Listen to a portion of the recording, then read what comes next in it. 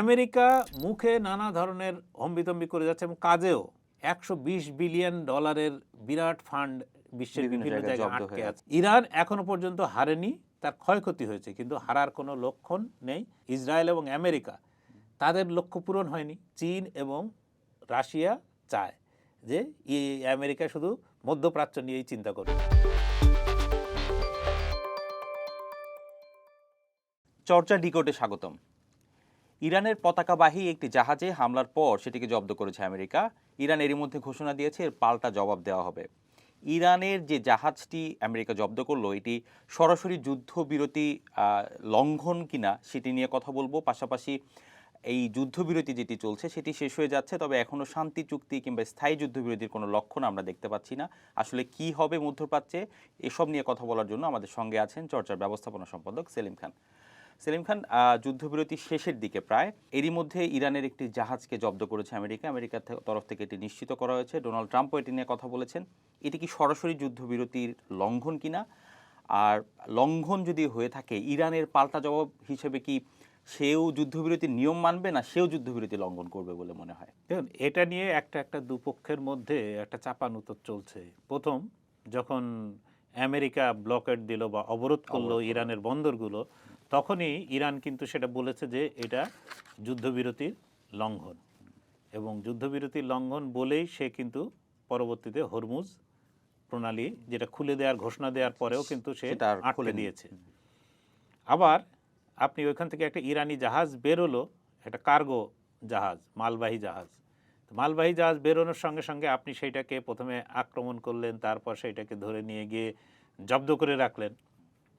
তো এইটা যে যুদ্ধবিরতির মানে লঙ্ঘন না হয়, তো লঙ্ঘন কোনটা হবে?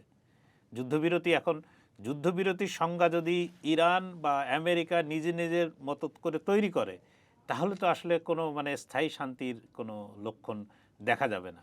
আর একটা জিনিস চিন্তা করেন যে ইরানের একটা কার্গো জাহাজ এটা জব্দ করা হয়েছে, এইটার ঘোষণা দিচ্ছেন কে? স্বয়ং মার্কিন প্রেসিডেন্ট। তার কি আর কোনো খেয়ে দিয়ে কাজ নেই? আসলেই মনে হয় যে তার কোনো কাজ নেই, তিনি এইরকম একটা। এবং এটা করলে যে যুদ্ধবিরতির আলোচনা বা যুদ্ধবিরতি কে আরও বাড়ানো বা এটা একটা স্থায়ী রূপ দেওয়ার ক্ষেত্রে যে আলোচনা ইসলামাবাদে হওয়ার কথা, এটা যে ভেস্তে যাবে, এটা কি আমেরিকানরা জানে না? অবশ্যই জানে, এবং খুব ভালোভাবেই জানে। এবং তারা এখনও পর্যন্ত ইসরায়েলের হাতে খেলছে, ইসরায়েলের হাতে খেলবে। ইসরায়েলের হাত থেকে এই যে ট্রাম্পের নেতৃত্বাধীন যে আমেরিকা, এই আমেরিকার বেরোনোর কোনো আসলে পথ নেই। সুতরাং আপনার যে ইরান যেটা বলেছে, ইরান খুব বুঝে শুনেই কথা বলছে। আপনার বুঝে শুনে কথা বলছে মানে এইটা বলবো যে তারা জানে যে এই যুদ্ধবিরতি হয়তো তাদের একটা মানে 40 দিন ধরে যুদ্ধ চালাতে গিয়ে যে অবস্থার মধ্যে পড়েছিল, সেইখান থেকে তারা কিছুটা ক্ষয়ক্ষতি পুষিয়ে নিয়ে আবার কিছুটা নতুন রসদ জোগাড় করে তারা তীব্র বেগে হামলে পড়বে ইরানের উপর, এরকমই কিন্তু ইরান মনে করে। সেই জন্যই কিন্তু সে আর ছাড় দেওয়ার পক্ষপাতী না, এবং সে অনেক ছাড় দিয়েছে। যেরকম হঠাৎ করে যে যুদ্ধবিরতি রাজি না হলে কী হতো? কিচ্ছু হতো না। ইরানের যা ক্ষতি হওয়ার তা হয়েছে, ঠিক আছে। এবং এরপরে যদি হামলা হয় তাহলে কিন্তু ইরানেরই ক্ষতি হবে।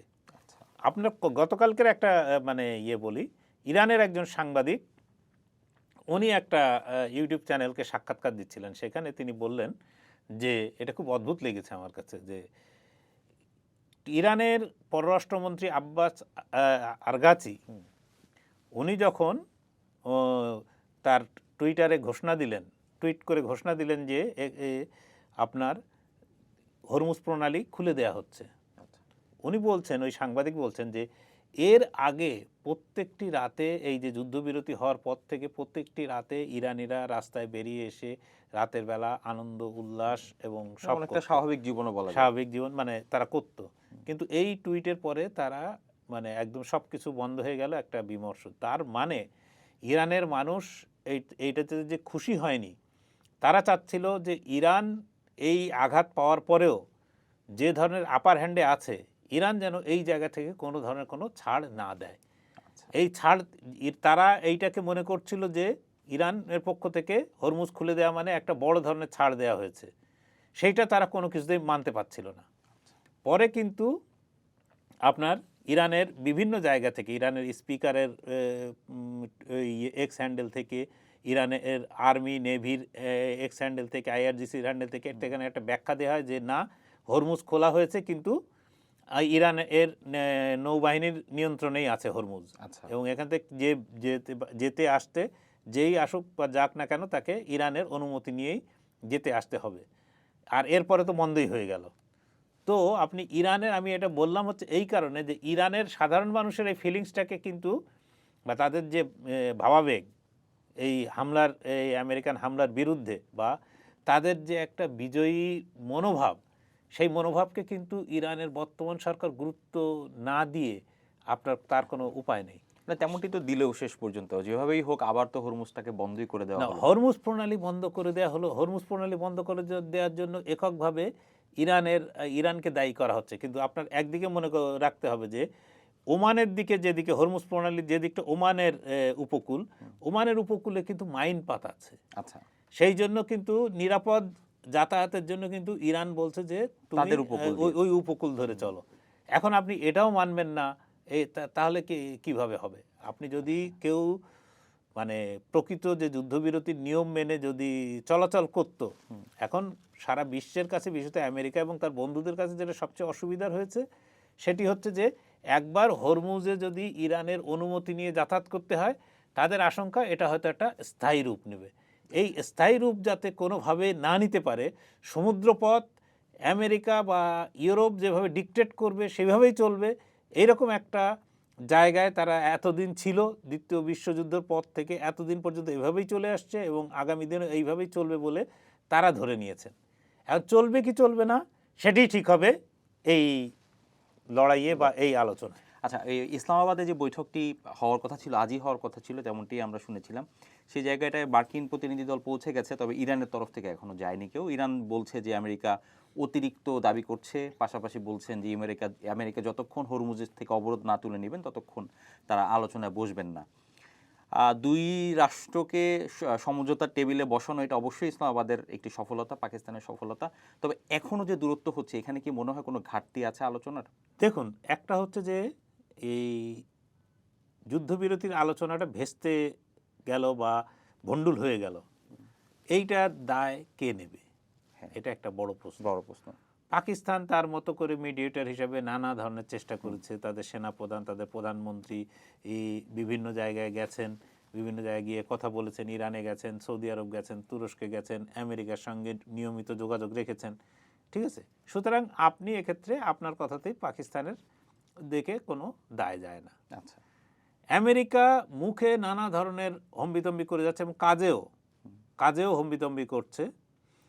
সেই হম্বিতম্বির পুরো সত্ত্বেও তারা সম্ভবত জেডি ভান্স, উইটকপ এবং যেরিমা সম্ভবত যাচ্ছেন না এবারের আলোচনা। এবারে আলোচনায় না যান, তাহলে বলা হচ্ছিল গতকাল রাতেও, আমার যেটা আমেরিকার সংবাদ মাধ্যমে আমি নিউ ইয়র্ক টাইমসেই দেখেছি যে তারা হোয়াইট হাউসের সূত্রকে উদ্ধৃত করে বলছে যে আগের যারা ছিলেন তারাই যাচ্ছেন, আচ্ছা। জেডি ভান্স ও উইটকপ আর কুশনার।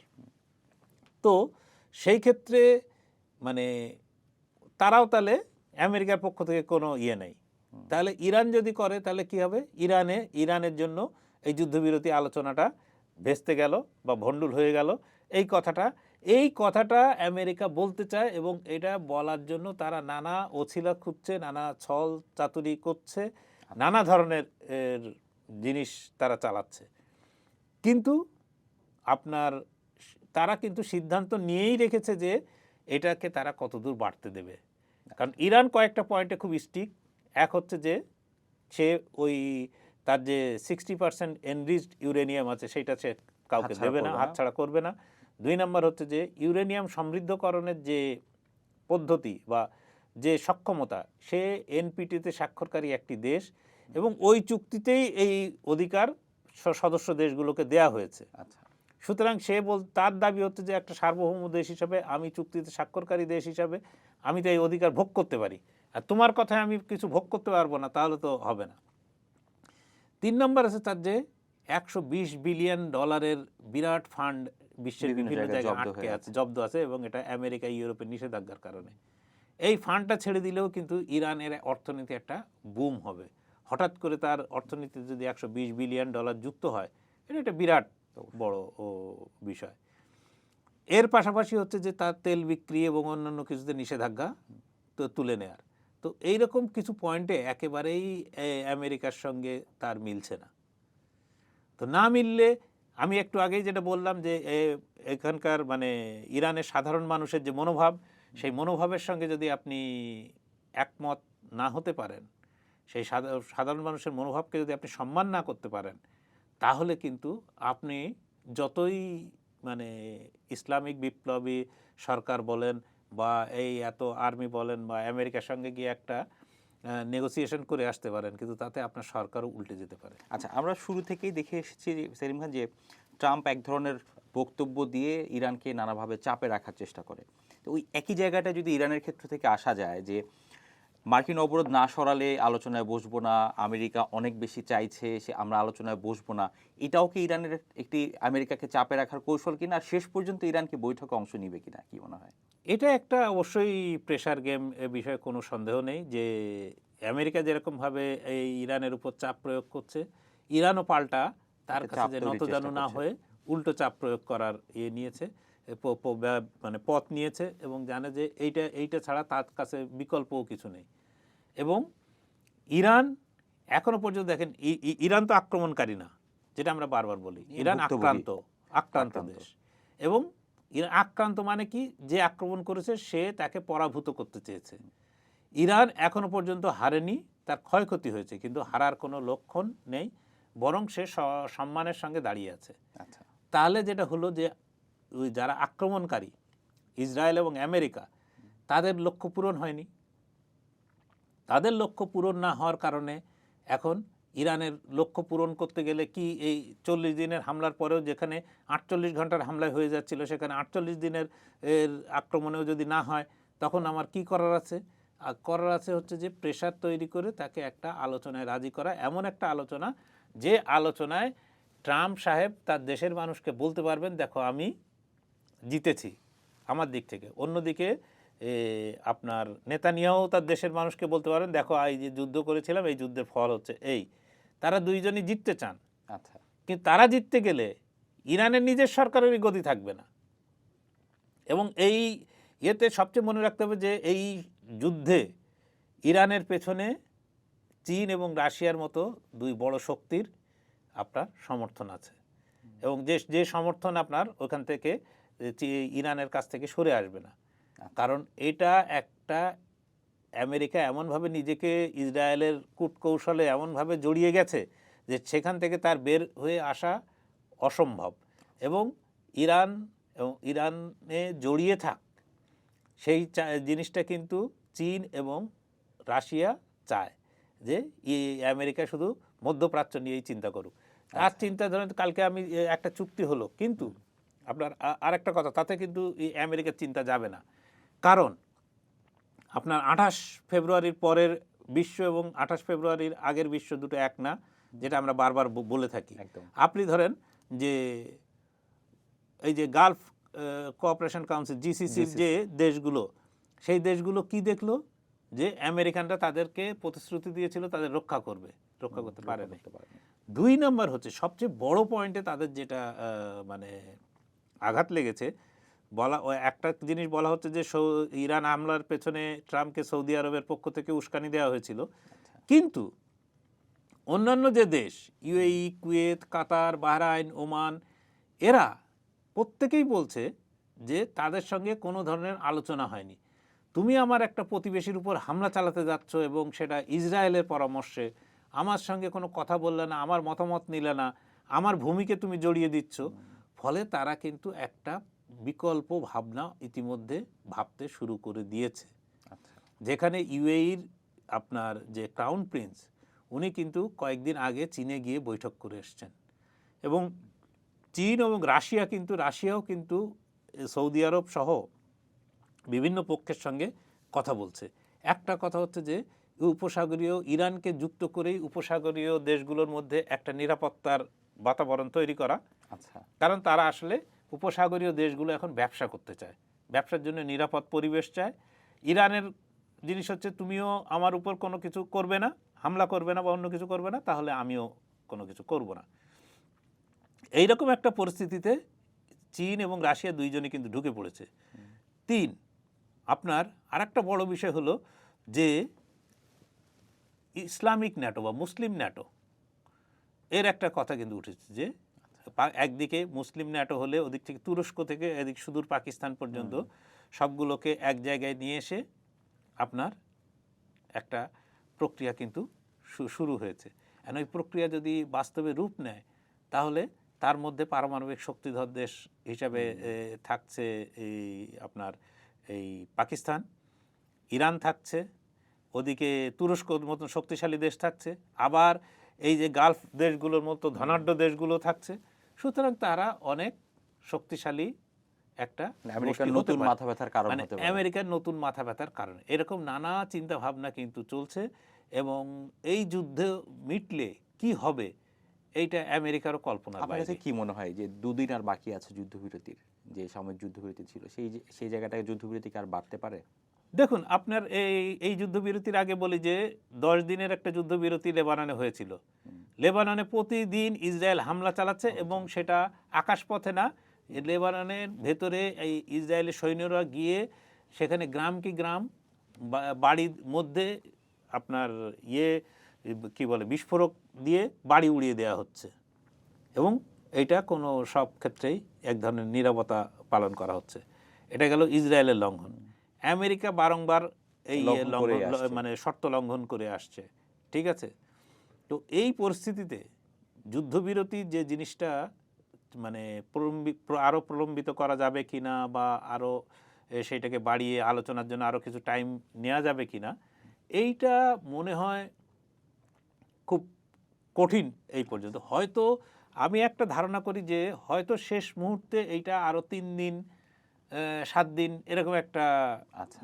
বাড়ানো হতে পারে, আবার না হওয়ার চান্সও মানে অনেক বেশি। আমেরিকা যদি নিজেকে প্রিপেয়ার্ড ভাবে, কারণ তাহলে সে হয়তো ইতিমধ্যে যে পরিমাণ নৌশক্তি বাড়িয়েছে সাগরে, যে পরিমাণ সেনা হাজির করেছে, সেক্ষেত্রে আমেরিকার মানে যে আমেরিকা যদি নিজেকে মনে করে যে সে প্রস্তুত, তাহলে যুদ্ধবিরতি বাড়বে না, বাড়বে না। এবং এক্ষেত্রে তার উপর ইসরায়েলের চাপও আছে। আপনার গতকালকে একটা হিসাবে আপনার দেখলাম যে আমেরিকার এই যে বিমানবাহী রণতরী এইটা আছে 11টা। আচ্ছা। সারা বিশ্বের অন্যান্য দেশগুলোর কাছে যা আছে সেগুলো যোগ করলেও 11টা হবে না। তো আমেরিকা এই মাপের শক্তিশালী, এবং সে একাধিক বিমানবাহী রণতরী কিন্তু পাঠিয়ে দিয়েছে। এক একটা বিমানবাহী রণতরীতে 70টার মতো প্লেন মানে যুদ্ধ বিমান জায়গা নিতে পারে। তাহলে আপনি কি পরিমাণ মানে প্রস্তুতি আমেরিকানদের আছে এটা চিন্তা করা যায়। একটার মধ্যে 5,000 সৈন্য থাকতে পারে। তার মানে ধরেন যে পুরো মানে বলতে গেলে ঢাকা সিটি বা তার অর্ধেক জায়গার মতো একটা বিশাল জাহাজ। আচ্ছা। তো এই শক্তি নিয়ে আমেরিকা যদি মনে করে যে আমি প্রস্তুত, তাহলে আর যুদ্ধবিরতি বাড়বে না, এটা আপনি নিশ্চিতভাবে ধরে রাখতে পারেন। আচ্ছা সেলিম ভাই, আমরা শেষ করব। শেষ করার আগে ছোট করে জানতে চাই যে হরমুজ প্রণালী খুলে দেওয়ার ঘোষণার পর, যুদ্ধবিরতির ঘোষণার পর আমরা দেখলাম তেলের বাজারে একটা তেলের দাম কমে আসছিল। এখন আবার নতুন করে যে সংকট তৈরি হচ্ছে, এতে তো নিশ্চয়ই তেলের দাম আবার বেড়ে যাবে, যেহেতু হরমুজকে কেন্দ্র করেই দাম ওঠানামা করছে এখন পর্যন্ত। সব মিলিয়ে আসলে মধ্যপ্রাচ্যের কি অবস্থা হবে, আমাদের মতন যে ছোট দেশগুলো এদের আসলে কি অবস্থা হবে শেষ পর্যন্ত? আপনি তো ইতিমধ্যেই টের পেয়েছেন যে আপনার প্রতি লিটারে 20 টাকা 20 বেড়েছে, টাকা বেড়েছে। আবার হয়তো 20 টাকা যুক্ত হবে। কারণ এই যুদ্ধ মানে ইরান এবং আমেরিকার কথার পরপরই কিন্তু তেলের দাম বাড়তির দিকে। আপনার এশিয়ার অনেকগুলো শেয়ার মার্কেট খোলার পরে পজিটিভ সাইন দেখা যাচ্ছিল, আস্তে আস্তে সেগুলোও কিন্তু পজিটিভ সাইনের দিকে যাচ্ছে না। এইটা ভারতের স্টক মার্কেট সেটা কিন্তু ডাউন হওয়া শুরু হয়েছে। সুতরাং এইটা এই ধরনের ঘটনা যদি ঘটতে থাকে, তাহলে এই যেটা আমরা আগেই আমাদের আলোচনায় বলেছিলাম যে এটা শুধু তেলের সঙ্গে যুক্ত না, এটা পুরো অর্থনীতির সঙ্গে যুক্ত, এটা আমাদের কৃষির সঙ্গে যুক্ত, সবের সঙ্গে যুক্ত। ফলে আমাদের জীবনযাত্রা যদি এই হরমুজকে কেন্দ্র করে বা ইরানকে কেন্দ্র করে যদি আমেরিকা ইসরায়েল এটা চালিয়ে যেতে থাকে, তাহলে বিশ্বের একটা বড় অংশের মানুষ, বিশেষত এশিয়া একটা বড় অংশ, দক্ষিণ এশিয়া, দক্ষিণ পূর্ব এশিয়া, ওদিকে ইউরোপ একটা বিশাল অংশের মানুষ কিন্তু ভয়ঙ্কর সমস্যায় পড়বে, যে সমস্যা আমরা এখনো পর্যন্ত তার মানে কোনো কিছুই টের পাই মানে ছিটে ফোটা হয়তো লাগছে গায়ে। ছিটে ফোটা লাগছে, কিন্তু তখন ভয়ঙ্করভাবে আসবে। ভয়ঙ্করভাবে। ধন্যবাদ সেলিম খান। দর্শক, এখন এ পর্যন্তই। দেশ বিদেশের যে কোনো খবরের বিশ্লেষণ জানতে চোখ রাখুন চর্চার ওয়েবসাইট, ফেসবুক পেজ ও ইউটিউব চ্যানেলে।